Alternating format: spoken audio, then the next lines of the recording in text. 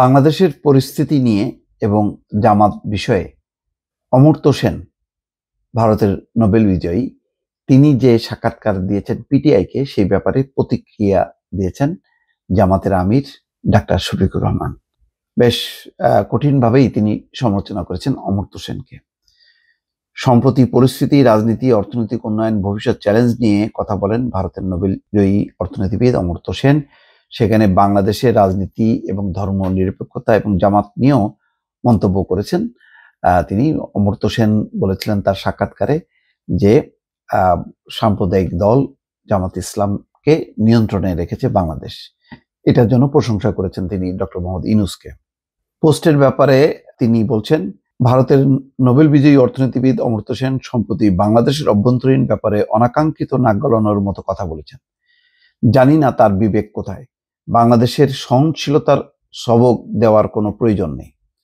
অর্থাৎ বাংলাদেশে একটা সহনশীল রাজনীতি আছে, ধর্মনিরপেক্ষ রাজনীতি আছে, এটা বলেছেন অমর্ত্য সেন। সেই প্রেক্ষিতে জামাতের আমির বলছেন, বাংলাদেশকে সহনশীলতার সবক দেওয়ার কোনো প্রয়োজন নেই। তিনি যে দেশে এবং সমাজে বসবাস করেন সেই সমাজের আয়নায় নিজেকে দেখার চেষ্টা করুন। বাংলাদেশের জনগণ টানা 15.5 বছর সেকুলারিজম অর্থাৎ ধর্মনিরপেক্ষতার নামে চরম ভণ্ডামি প্রত্যক্ষ করেছে। তিনি পতিত স্বৈরাচারের পক্ষে খোলামেলা ওকালতি করেছেন, যা বিস্ময়কর, অগ্রহণযোগ্য এবং নিন্দনীয়। জামাতে ইসলামী সম্পর্কে যা বলেছেন তার বদ্ধমূল ধারণা থেকে বলতে চেয়েছেন।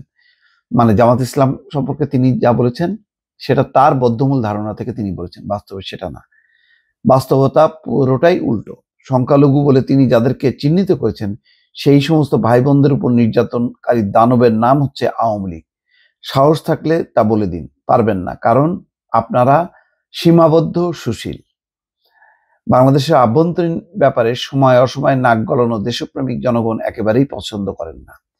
এর আগে পশ্চিমবঙ্গের শান্তিনিকেতনে ভারতীয় বার্তা সংস্থা পিটিআইকে দেওয়ার সাক্ষাৎকারে অমর্ত্য সেন বাংলাদেশের রাজনীতি এবং ধর্মনিরপেক্ষতা নিয়ে বক্তব্য দেন। অমর্ত্য সেন সেখানে বলেন যে বাংলাদেশের ধর্মনিরপেক্ষতা বজায় রাখা জরুরি এবং অতীতে ধর্মভিত্তিক রাজনৈতিক দল জামাত ইসলামীকে নজরদারিতে রাখা হয়েছিল। আমি চাই বাংলাদেশের ধর্মনিরপেক্ষতার চর্চা অব্যাহত থাকুক। তিনি বলছেন, সংখ্যালঘু ইস্যুটি, অর্থাৎ জামাতের আমির বলছেন, সংখ্যালঘু ইস্যুটি অত্যন্ত গুরুত্বপূর্ণ। বাংলাদেশ বরাবরই সংখ্যালঘুদের ন্যায্য অধিকারের ব্যাপারে সচেতন এবং জামাতের মতো দলগুলোকে নজরদারি রাখে। তবে দুঃখজনকভাবে ভারতেও মসজিদে হামলার ঘটনা ঘটে। এই ধরনের হামলা হোক বাংলাদেশ বা ভারতে বন্ধ হওয়া উচিত। অর্থাৎ অমর্ত্য সেন বলছেন যে সংখ্যালঘু ইস্যুটা গুরুত্বপূর্ণ এবং বাংলাদেশের উচিত সংখ্যালঘুদের অধিকারের ব্যাপারে সচেতন থাকা। এবং যেহেতু এটি ঘটছে, ভারতেও মসজিদের উপর হামলা হচ্ছে, বাংলাদেশে যাতে না হয়, দুই দেশ যাতে এই ব্যাপারে সতর্ক থাকে। তো আমার যেটা ধারণা, ডাক্তার শফিকুর রহমান জামাত সম্পর্কে বলছেন যে জামাত একটা সাম্প্রদায়িক দল, তাকে নিয়ন্ত্রণে রাখা হচ্ছে, সহনশীলতা এবং ধর্ম নিরপেক্ষতার প্রশংসা করেছেন।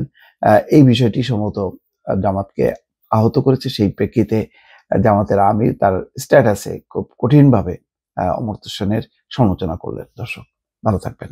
আল্লাহ হাফেজ।